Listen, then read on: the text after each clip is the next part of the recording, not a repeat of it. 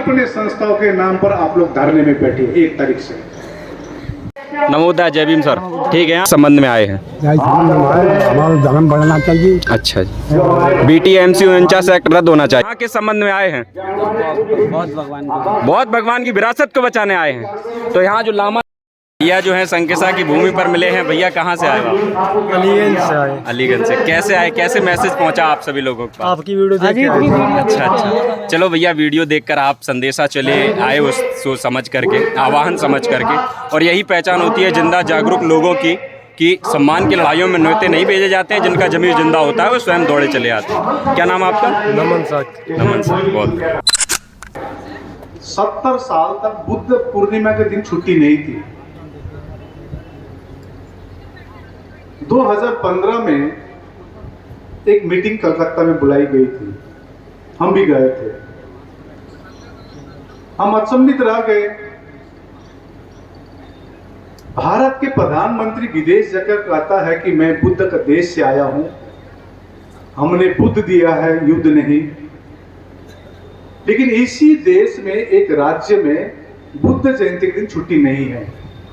अभी भी कई राज्य में छुट्टी नहीं है। तेलंगाना गया था, वहां भी छुट्टी नहीं है। पंजाब गया था, पंजाब में भी छुट्टी नहीं है। सर उत्तर प्रदेश में है। अब आप कंफ्यूज मत हो जाइए, गूगल बाबा देख लीजिए, सब पता चल जाएगा। देखिए, आज वो हम समाज से हैं, हमको मालूम नहीं है कि हमारा छुट्टी है कि नहीं है। अब हमारे बहुजनों को सीरियस होना होगा। सीरियस बहुत हो गया, दूसरों का पाखंडवाद में जाते हुए बहुत हो गया,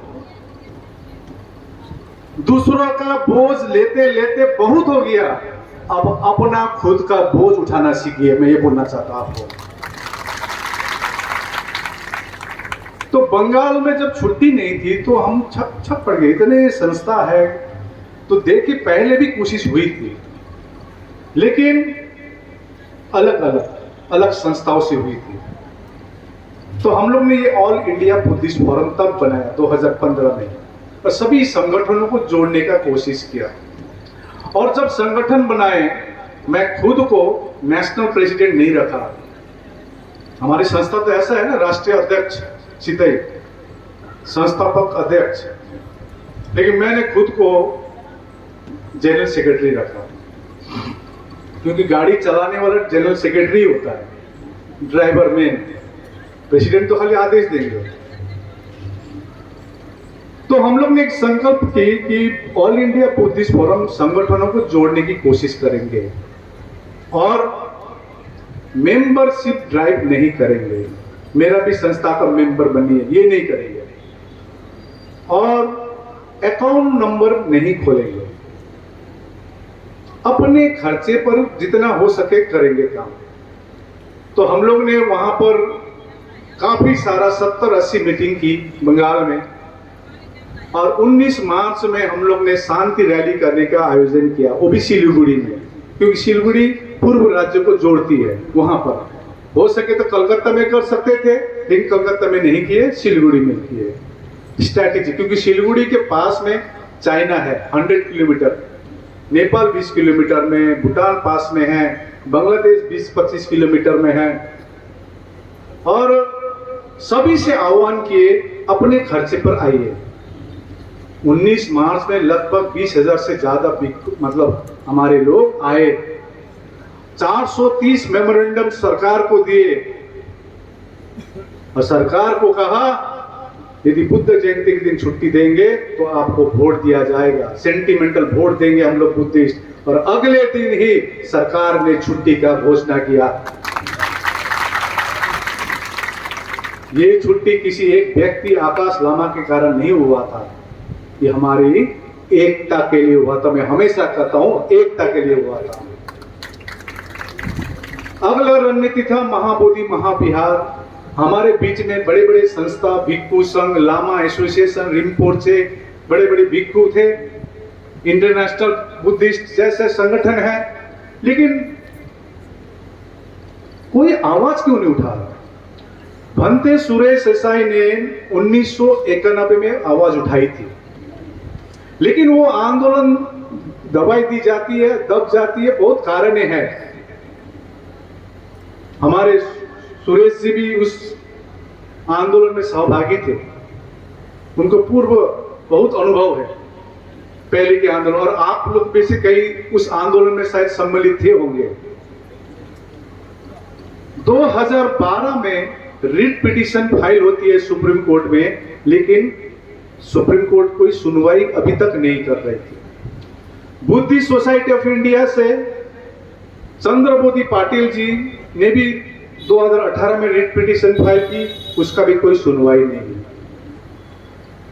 तो हम लोग ने पहले सोचे, आप मेरे को एक चीज बताइए, मस्जिद में कमेटी में कौन रहता है? बताइए कौन? मुसलमान। चर्च में कौन रहता है? पादरी। क्रिश्चियन रहेगा। हिंदू के मंदिर में कौन रहेगा? हिंदू रहेगी। तो बौद्धों का सबसे पवित्र तीर्थ स्थल में कमेटी में कितने बौद्ध है? तो कौन रहना चाहिए पूरा पूरी कमेटी में?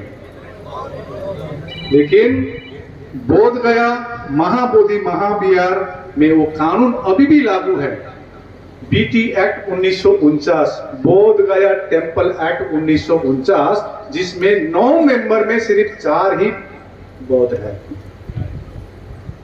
जो अतिक्रमण हो रही है जहां भी हो, हम सुबह गए थे यहां पर भी संगीसा में भी, बोध गया में भी, महाबोधि में, जहां अतिक्रमण हो रही है, हमने पाया कि जड़ कहां है। जड़ देखा बीटी एक्ट 1949 में।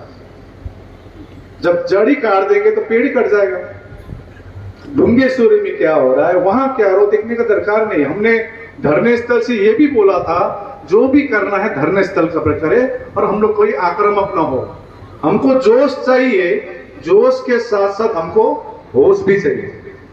होश से काम करना पड़ेगा, क्योंकि तथागत बुद्ध ने हमको वही ज्ञान दिया है, और हमारे भगवान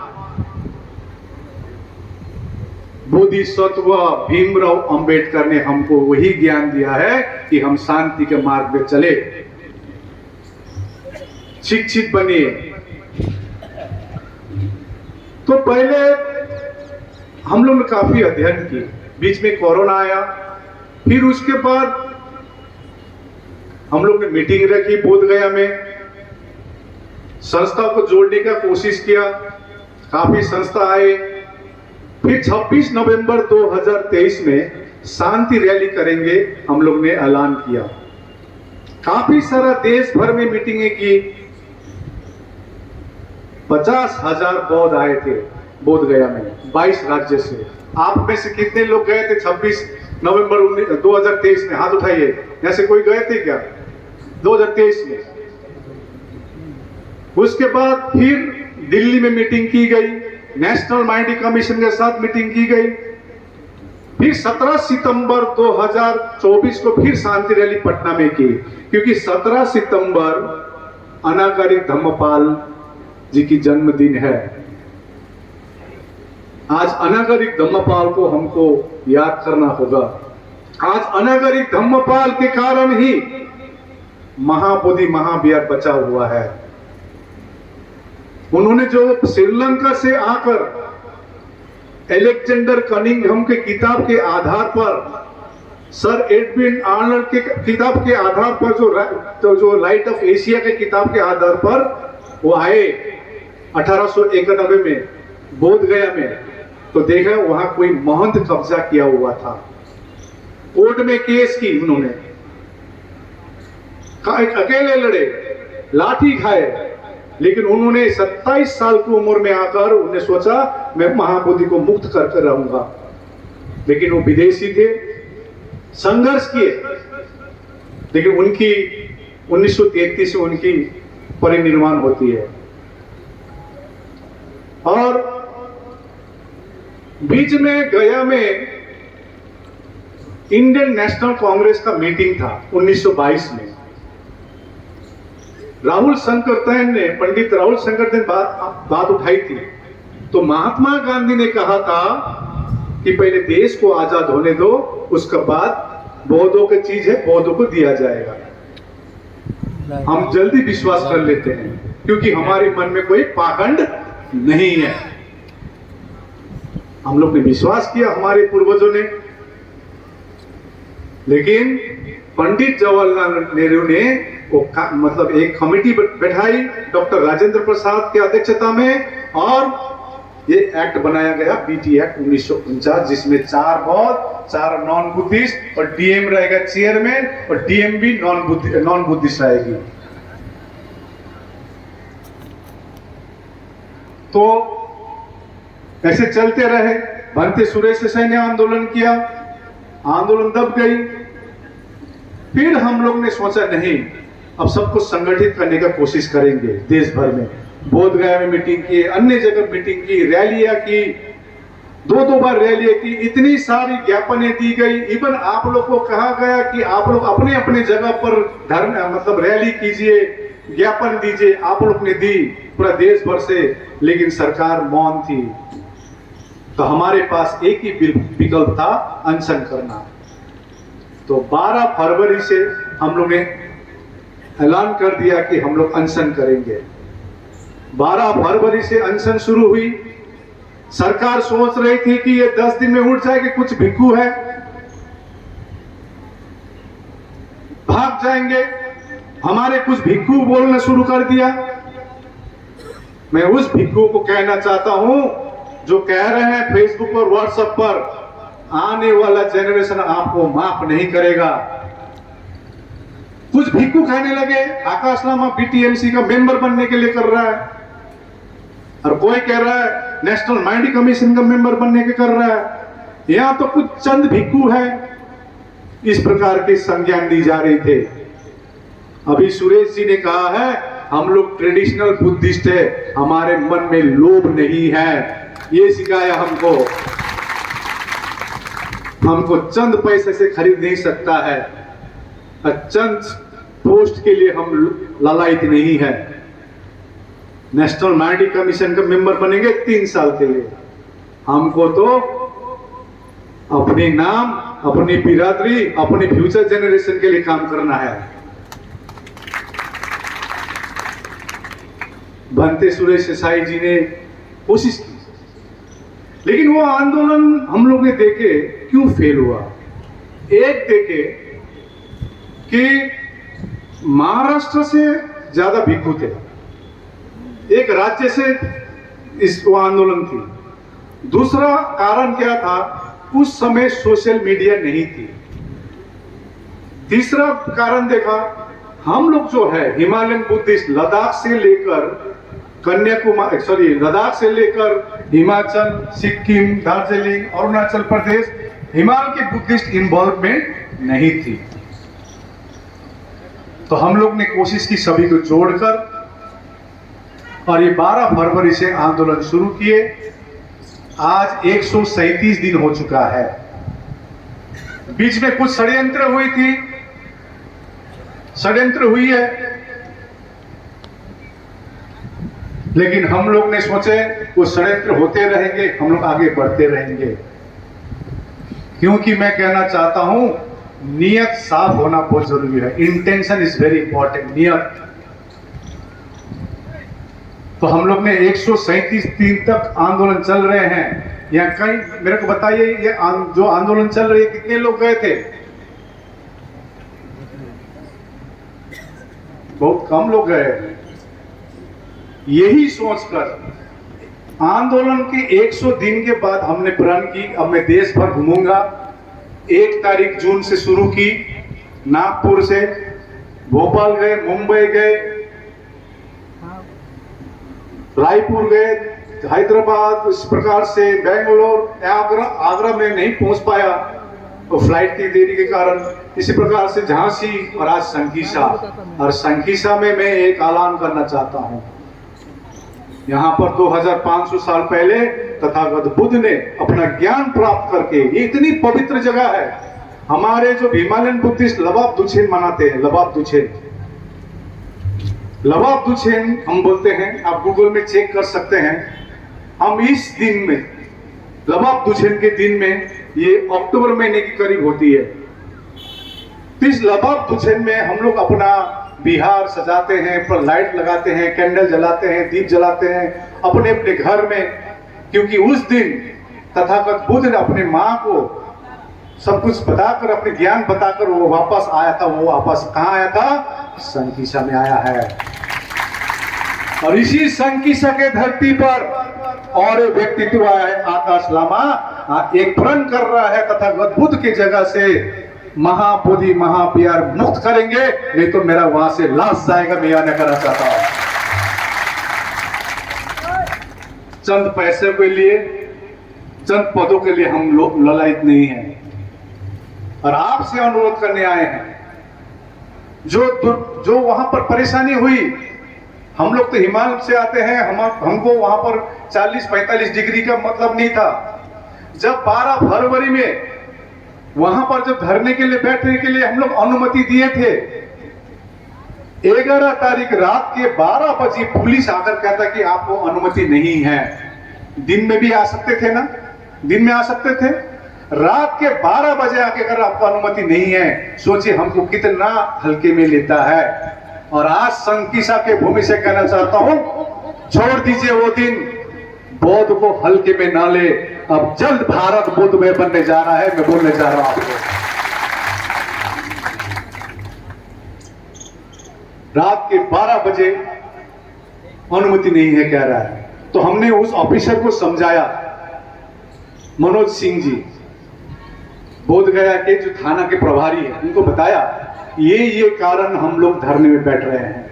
सरकार हमारी बात नहीं सुन रही है, तो सरकार को केंद्रित करने के लिए हम लोग ये धरने में बैठ रहे हैं, अनशन में बैठ रहे हैं। तो उन्होंने मेरी बात मानी। तो उनसे रिक्वेस्ट की गई हमने कि आप एक काम कीजिए, आपका जो सीनियर ऑफिसर एसडीएम जो भी है प्रशासन में, उनसे मिल लेंगे हम लोग। तो उन्होंने अगले दिन बोध गया थाना में हम लोग बैठे, लगभग 55-56 हम लोग थे, भिक्षु थे। तो उन्होंने कहा कि वहां पर कोई वीआईपी मूवमेंट है, आंदोलन नहीं होगी। तो हमने उनको कहा 12-13 तारीख नहीं होगी तो 14 तारीख तो होगी ना, तो हमको 14 तारीख से दीजिए। तभी मना किए उन्होंने। तो हम लोग 12 फरवरी में हमने उनको बताया, 12 फरवरी हमारे लिए बहुत ही पुण्य तिथि है, माघ पूर्णिमा, जिस दिन तथागत बुद्ध ने ऐलान किया था कि 3 महीने बाद में मेरा परिनिर्वाण होगा। उसी दिन का इंपॉर्टेंस है हमारे बौद्ध धर्म में, 12 फरवरी में। तो हमको कम से कम महाबोधि के सामने बैठने नहीं दे रहे हैं, तो कम से कम हमारे दूसरे भगवान है, बोधिसत्व भीमराव अंबेडकर की मूर्ति है अंदर, मालूम है, जय नारायण उद्यान में, वहां बैठेंगे। तो उन्होंने माने। तो हम लोग 12 तारीख वहां बैठे, 13 तारीख वहां बैठे। लेकिन हम लोग के भिक्षु संघ बोले नहीं, हम लोग गोलंबर में बैठेंगे। और हम लोग जबरदस्त हम लोग बैठना शुरू किए वहां पर। सरकार उठा नहीं पाए, हमारे लोगों को काम पे लगा दिया गया। लेकिन जब आंदोलन 15 दिन हुआ, तब जाकर सरकार ने हमको बुलाए। 27 फरवरी के दिन है, मीठी मीठी बात की अनिमेष पांडे जी ने, आप हमको समय दीजिए 10 दिन का, आपका सॉल्यूशन होगी। हमारी एक ही मांग थी कि कम से कम नीतीश कुमार जी जो मुख्यमंत्री है, वो कुछ बोले कि हम ये नाजायज चीज मांग रहे हैं क्या? आप बताइए हमको, हम दूसरों के हक अधिकार मांग रहे हैं? हम अपने हक अधिकार मांग रहे हैं। हम अपने महाबोधि महाविहार में पूरी कमेटी में बौद्ध हुई हम मांग रहे हैं। तो उन्होंने कहा आपको 10 दिन समय दीजिए, अनिमेष पांडे जी ने। लेकिन रात को 12 बजे वहां से उठा दिया गया जबरन। और हम लोग 2 मुहान में जाकर बैठे। अगले दिन से शांतिपूर्वक आंदोलन चल रही थी। लेकिन बीच में कुछ षड्यंत्र हुई, लेकिन हम दृढ़ संकल्पित है, जब तक बीटी एक्ट निरस्त नहीं होगा हम लोग वो धरना छोड़ेंगे नहीं। और आप मैं ये भी ऐलान कर रहा हूं, और आंदोलन तेज होगा। अपने संस्थाओं के नाम पर आप लोग धरने में बैठे 1 तारीख से, परमिशन नहीं देगी, कैसा होगा? अपने बुद्ध विहार में बैठ जाइए, 10 लोग के बैठ जाइए, और चीवरधारी को लेके बैठिए, क्योंकि चीवर हमारी चीवर में ताकत होती है। यदि चीवरधारी कम है, भिक्खु कम है, तो सामने बनाइए। और इससे बड़ा मौका हमको जिंदगी में नहीं मिल सकता है। बैठिए अपनी जगह में। अभी बरदवी से मैं बोल रहा था, बैठिए। सिर्फ दो चीज, बीटी एक्ट 1949 निरस्त करो, महाबोधि महाविहार मुक्त करो, बस यही बैनर लेके गया, बौद्ध को न्याय दो। ये रणनीतिक प्रकार से आप पूरे भारत में अपने जिलों में, और मैं यहां मन से सुरेश जी से और आपसे एक आश्वस्त हो रहा हूं, कम से कम यहां पर तो 17-18 जिले हैं और पूरे यूपी में बैठ रहे हैं। आज मेरे को रिपोर्ट मिल रहा है। बैठिए, बैठ के प्रेस रिपोर्टर को बुलाइए, अपने यूट्यूबर को बुलाइए, उस पर, क्योंकि ये जो रिपोर्टिंग है ये सरकार को जाएगी। और आज मेरे को बहुत अच्छा लग रहा है, मैं नागपुर जाता हूं तो लगता मेरा धरती में आया हूं, और आज जब मैं संकी से आया हूं, उत्तर प्रदेश आया हूं, आगरा गया हूं, हमको लगा उत्तर प्रदेश भी बौद्धों का उज्ज्वल जमीन है। उत्तर प्रदेश ही डायरेक्शन दिखाएगा भारत को। उत्तर प्रदेश बौद्धमय बनेगा और भारत बौद्धमय बनेगा, ये मैं आज ऐलान करना चाह रहा हूं। सिर्फ एक ही चीज हमको करना होगा, हमारे लोगों को शिक्षित बनाना होगा। सम्राट अशोक के, आज यहां पर मौर्य समाज के हैं, मैं सुन रहा था, शाक्य समाज के हैं। सम्राट अशोक ने 84,000 स्तूप बनाई। हमारे पूर्वज ने, हमारे खून ने। अब शाक्य वंश को खोजना होगा, 84,000 स्तूप कहां है। अभी तो सिर्फ बीटी एक्ट के बारे में बात कर रहे हैं।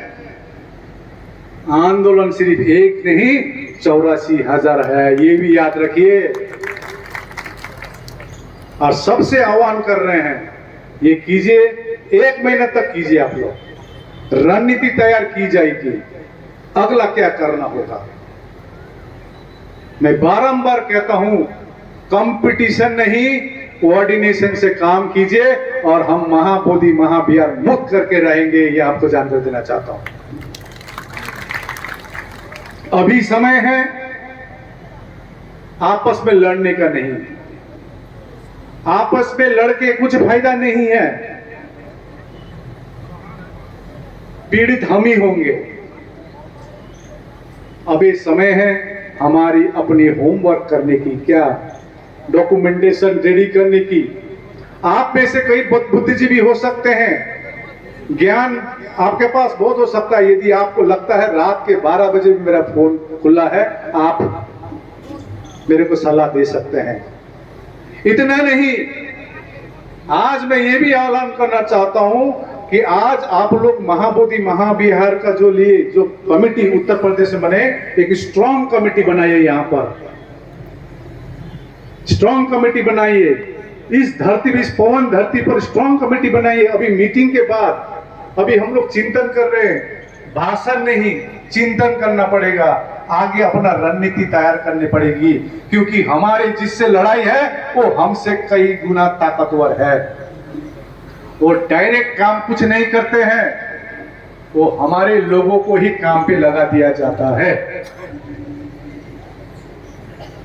रणनीति तैयार करके हमको आगे बढ़ना होगा। मैं ज्यादा कुछ नहीं बोलता, बहुत सीरियस लग रहा है, आप लोग खुश रहिए और मन में दृढ़ संकल्प लीजिए, महाबोधि मुक्त करके हम लोग उठेंगे और हमारे आने वाले जनरेशन निश्चय एक उजागर, जैसा भी सायरन भंते ने कहा, हम क्यों संघर्ष कर रहे हैं, क्योंकि हमारे पूर्वज ने संघर्ष नहीं किया। तो अभी यही आह्वान करने आए हैं आप लोग, ये अभी जो काम देके जा रहे हैं, अपने अपने जगह पर धरने में बैठ जाइए। बैठेंगे ना? हाथ उठाइए, कितने जन बैठेंगे? के साथ बैठेंगे जी। तो 29 तारीख तक हम लोग का प्लानिंग रहेगा, उसके बाद प्लानिंग चेंज हो सकता है, दूसरा प्लानिंग होगा। और धन्यवाद देना चाहते हैं सुरेश जी, मैं यहाँ संगीसा के मैं सुबह सुबह गया था, मैं कुछ नहीं बोलना चाहता हूँ, क्योंकि मैंने कहा हमारी जिससे लड़ाई है वो हमसे कई गुना क्या है, ताकतवर भी नहीं है, चालाक है। ताकतवर तो छोड़ दीजिए, क्या है, चालाक है। तो मैं अभी संगीसा के बारे में कोई प्लानिंग नहीं बताऊंगा, लेकिन प्लान कर चुके हैं और संगीसा भी जल्द हमारी होने वाली है, ये बताना चाह रहा हूं। तो बहुत बहुत धन्यवाद। अब ये उत्तर प्रदेश है, सभी जितने वक्ता आए सभी कुछ ना कुछ डायलॉग बोल रहे थे, हमारा भी इच्छा हुआ। उत्तर प्रदेश में कव्वाली का प्रथा है ना, हम भी कुछ एक देना चाहते हैं आपको। हमको एक व्यक्ति ने